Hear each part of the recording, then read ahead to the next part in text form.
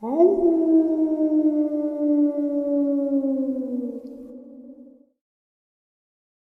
greetings and salutations, everyone. I hope everyone is still doing well, and welcome to this early morning, middle of the night bonus upload.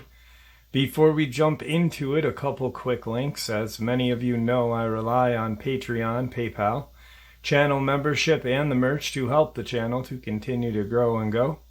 Links to Patreon, PayPal, and channel membership is in the description below, the merch displayed directly under the video. Also, Dogman Frightening Encounters, Volume 1 through 3, the audiobook versions. They were written and researched by Tom Lyons, narrated and produced by me, Jeff Nadolny. Those audiobooks are available on Audible, Amazon, and iTunes, links to which are also in the description as well. And finally, last but definitely not least, if you'd really like to help support the channel to continue to grow and go, simply subscribe. It does not cost a cent. Click that like button, takes half a second. If you don't want to miss out on any of the informative uploads that I put out daily, click the bell icon, and folks, please leave a comment and share the video. Why?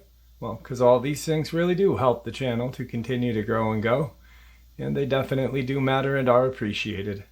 And with that, I have taken far too much of your time.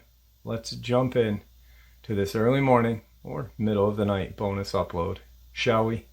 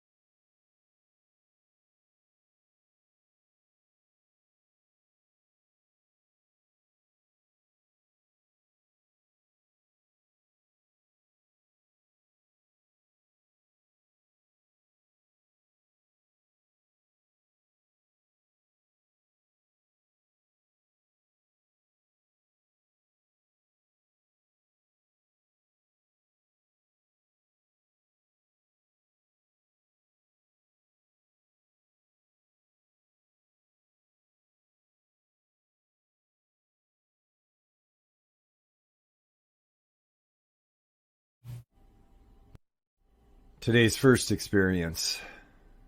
Our experience happened because of right place and right time. Even our tree stands were set in place. This allowed us to get in quietly.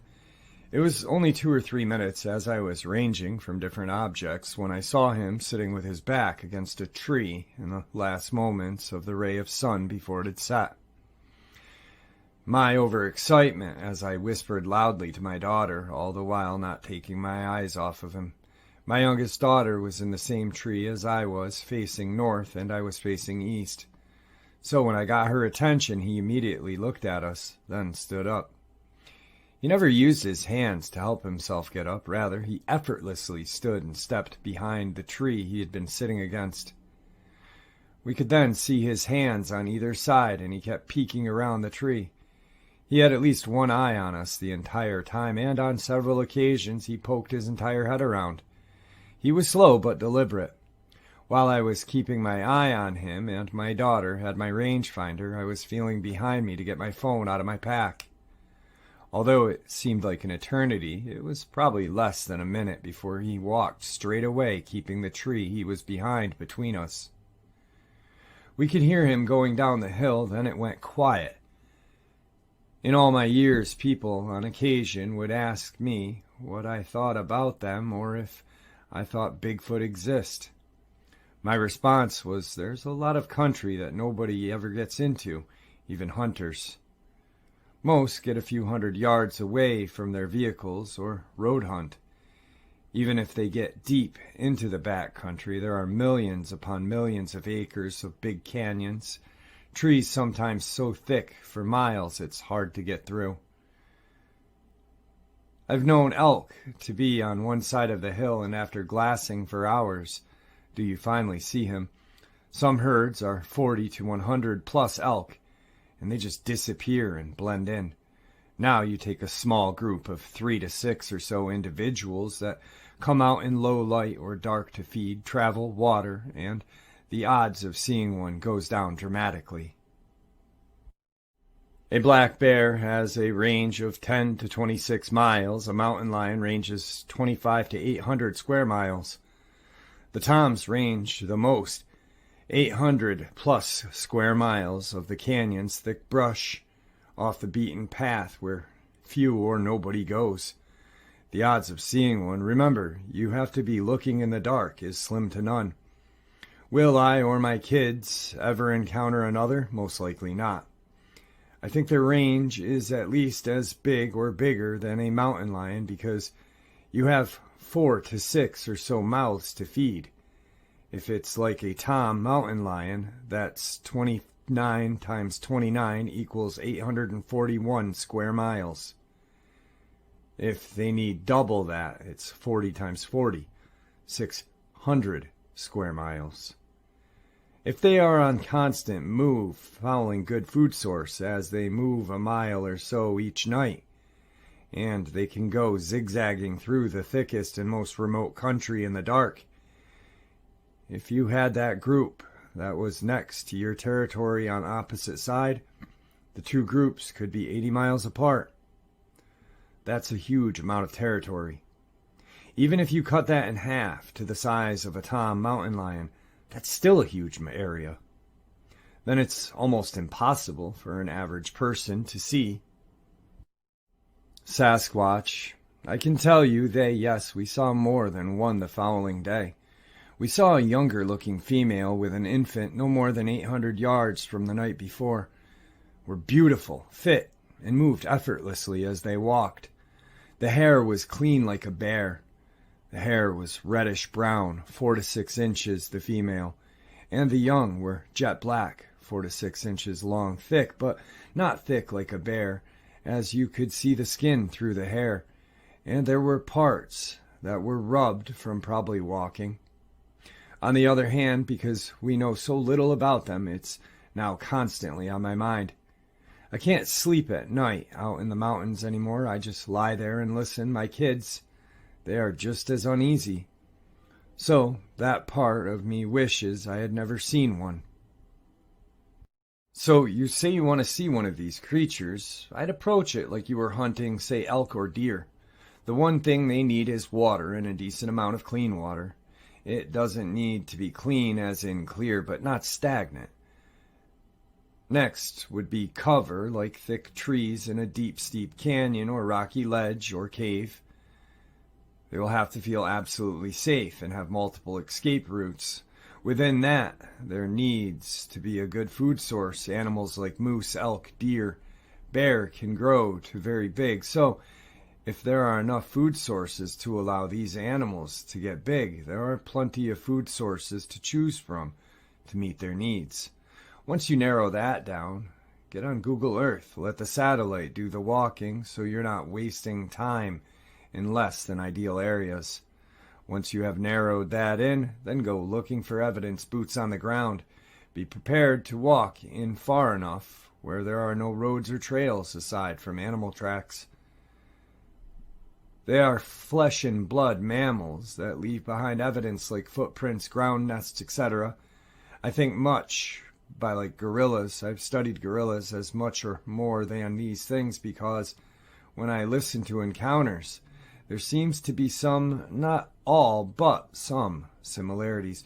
Tree structures, I believe they use trees to communicate, just like elk, deer, moose, and bear, mountain lions also, who use them in several ways, from rubbing scent glands, raking their antlers, rubs and scrapes. I think saying every tree that has an X or a tree break is done by them is looking for the wrong evidence. Do they do those things? Most likely, just not every single one. I think once you start to find evidence, let them come and find you. I believe they are as curious about us as we them. Be just inside a tree line at sunset. Stay there in the dark, moonless, or just a small moonlight. I'd say you want them to feel like you can't see them. It's their defense mechanism. Stay out of sight. If it's dark, they will most likely feel more confident to get closer. I think before you see the slightest hint of daybreak, they will have already slipped into their daybeds with sentinels. Almost like monkeys and great apes have sentinels. I think these creatures do as well. Mind you, this is just my theory. I don't know for sure on any of these things. And like I said, I do know they are flesh and blood. They don't teleport or go invisible. They have a huge home range and live in small groups. They seem to move at low light or dark of night, making it damn near impossible to see one. All of those things have to line up perfectly with you. It took me 48 years. I spend on average 100+ days in a year in the mountains. It took decades for everything to line up to allow this to happen, and we were not even looking for one. I wish everyone could have an encounter like we did. Aside from one rock softball-sized thrown and hitting a tree next to our tent, it was all peaceful, relatively close and long enough with no obstruction, so we knew exactly what we were looking at. Incidentally, I have that rock in my office. It's cool to think one touched this very rock. Wow. That was, I really enjoyed that. Those are the encounters that, and the people telling that encounter are the ones that really kind of solidify it for me. Where they see one of these creatures and they accept it for what it may or may not be, and this person believes they are flesh and blood, a majestic animal hunting its forests. I could never imagine can you imagine the excitement he and his daughter had when they saw the first male, the large alpha male, and then saw the female with an infant Sasquatch? My God. It truly, truly amazes me how we can go our entire lives.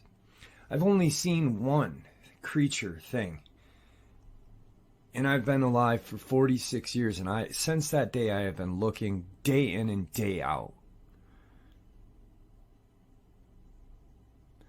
We may never get the chance to. That's how elusive they are. That's how magical they are. And yes, they are dangerous, but so isn't a grizzly bear or a mountain lion. Or if you go in a different country, a hyena or a real lion, a pride of lion. But when we see them in nature, what do we think? They are majestic. They are wild, beautiful. That's what I think these creatures are, all of them. It's strange and scary, yes, but still majestic and beautiful. What a really great experience. I'm so happy I was able to share that with you guys. Today's second experience. I work in forestry, and I had a bear that was clearly not afraid of me and did not want to leave me alone. I pulled into our campsite at around 1 a.m. with a truck and trailer. And it's just me out there. I got out and set up the 2 generators, one for the trailer so I didn't freeze to death, and one to keep the equipment we use warm so we can actually use it in the morning. And the batteries didn't die. I also got there late because I was having truck issues that I had no idea what the cause was. It just kept dying and then it'd be fine, repeating over and over. I set up the generator for the trailer, and as I was getting the second out of the truck, I heard a branch snap loudly. I stop and listen, and I can hear more branches snapping and some rustling in the trees about 50 meters away into the trees. It's getting closer. I thought it was a person at first, so I yelled, "Who's there?" I got no reply. The noises come right up to the edge of the clearing I'm in, a circle, maybe 40 meters across, then stop. And I know whoever it is sitting there watching me. After 15 seconds of me listening hard, half in the truck, I see two eyes appear. And then they rise about 6 feet into the air. I could tell it was a bear by the way it moved, which was a relief because, for one, it wasn't a Dogman or a Sasquatch, and two, because I knew there were only black bears around here, no grizzlies, but I didn't have anything to really defend myself, no bear spray or a gun or bear bangers. So I yelled at the bear, nothing. I hopped in the truck and pulled on the air horn. It didn't even move. I slowly walked over to the trailer, which was still hooked up to the truck, and grabbed a pot and pan and started smashing them together, all the while yelling. And it still didn't move at all, just stood there staring at me. It wasn't making any noises either, no huffing or pawing at the ground, like I knew bears to do when they were upset. But that didn't exactly put my mind at ease, considering this thing was clearly not afraid of me. Eventually, after about 15 minutes of making loud noises and doing nothing but staring at me, it finally dropped to the ground, turned, and started walking away. I waited for about 5 minutes since I had to set up the second generator, which I had to bring closer to the bear picture, a triangle. I was at a corner, the bear was at another, and where I needed to bring the generator was at the third. Right as I pulled the generator out of the truck, I heard branches snapping again, and it came back. It came back to the edge of the clearing and did the exact same thing, stood there staring at me, and wouldn't leave with all the noise I made. And again, after another 15 minutes of it sitting there motionless, it left. I quietly dragged the generator out, started it, ran back to the other generator, started that one, got in my trailer, shut the door, and watched out the window for a while at where this thing kept coming back. It never showed up again. Maybe it did after I went to bed, but there was no sign of it in the morning. So yeah, that's my bear, in quotations, that wouldn't F off experience. Not exactly the most insane thing that's ever happened to someone, but it was intensely disturbing knowing that this thing could have easily killed me, wasn't scared of me, didn't want to leave, remained perfectly still staring at me for such a long time, and that I couldn't do a thing about it because I had half set up the trailer already and could not leave quickly.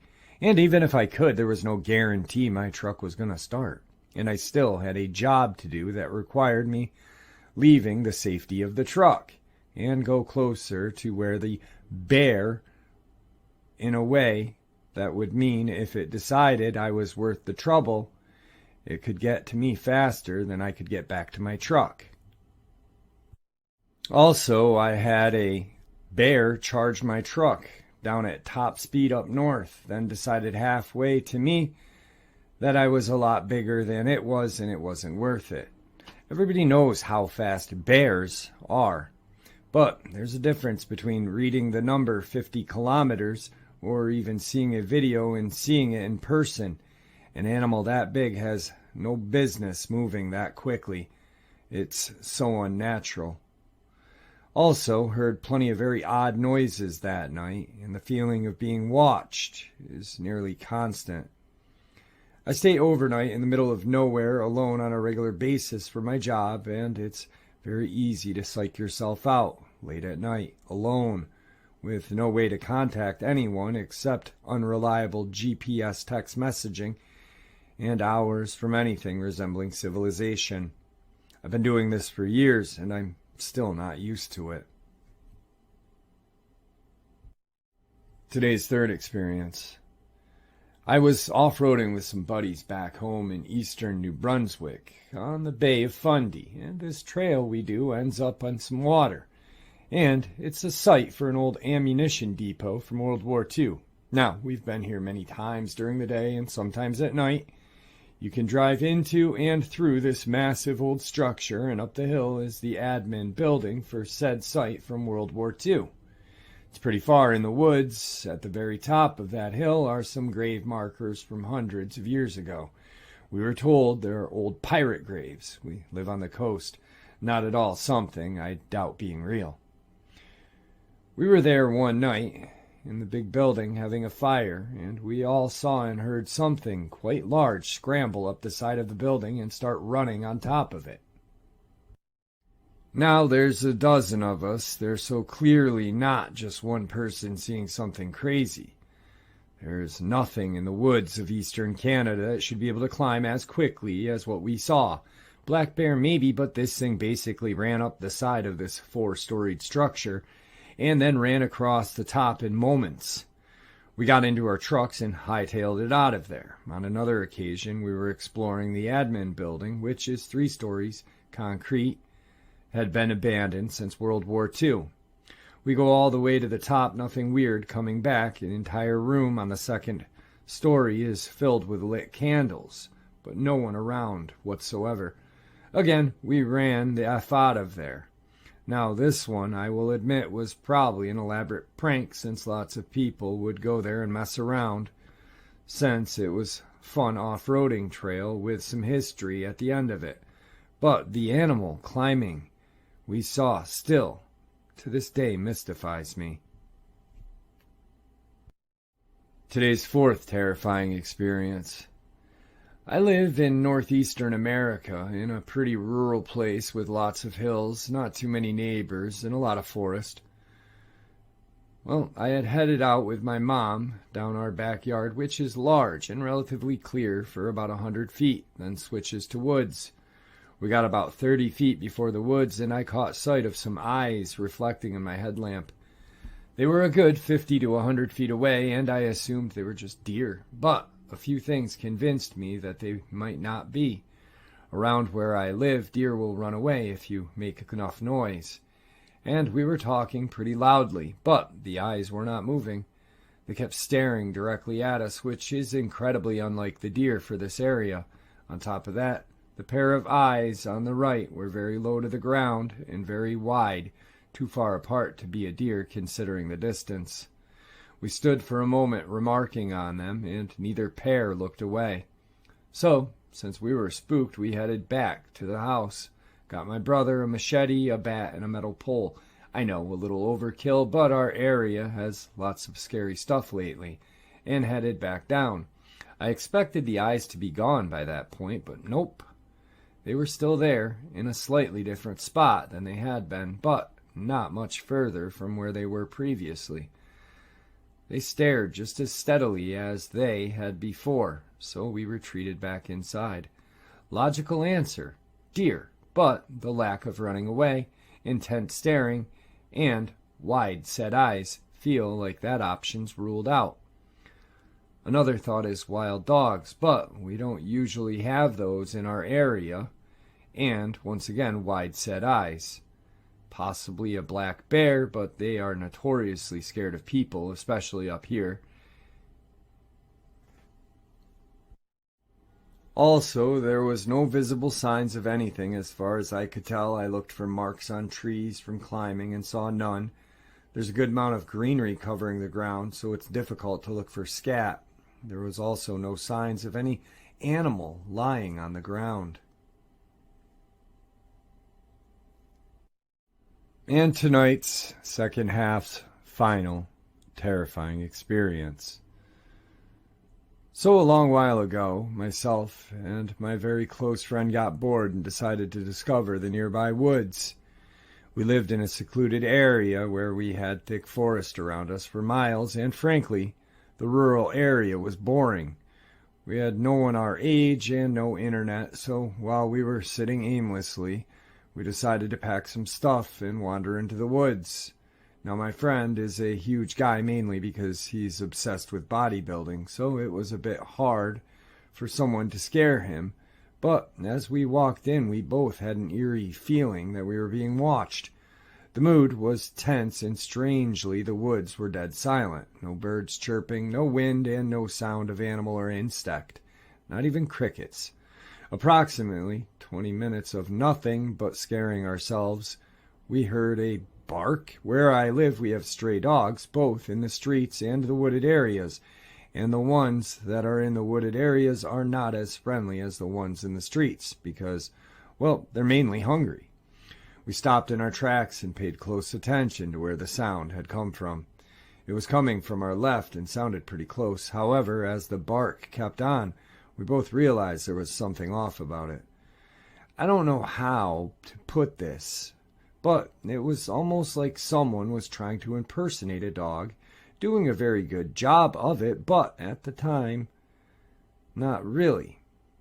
Then we realized another odd thing about our supposed canine friend. The bark was repetitive, like it was playing on a speaker on repeat. My friend said that something is off, and he was genuinely creeped out. And I'm not going to lie, I was shaking. You might say it's quite natural to get creeped out in the woods in the middle of the night, in the middle of nowhere, but this was different. Every single fiber on our bodies wanted us to get the F out of there, but we were too scared to move. Finally, I told my friend to run, and quite reluctantly he obliged. We ran like our lives were depending on it, and still felt like that thing was chasing us. We were out of breath when we found our way back, and my buddy said he heard branches breaking as we were hauling out of there. And he was on the verge of crying hysterically out of pure fear. Strangest thing, however, is the fact that we both live in a country which has nothing to do with America, let alone Native American culture. What do you all think might be stalking and chasing us back there?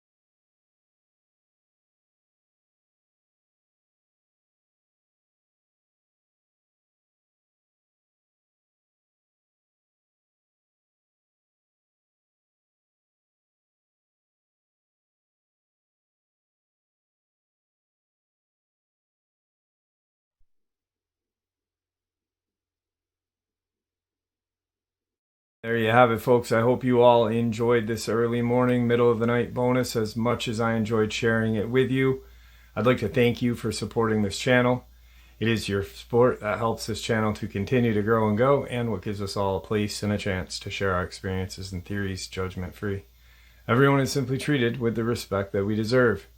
Please, everyone, stay safe, happy, healthy, and ever vigilant, keeping an eye on our children, pets, family, and friends. These creatures are real.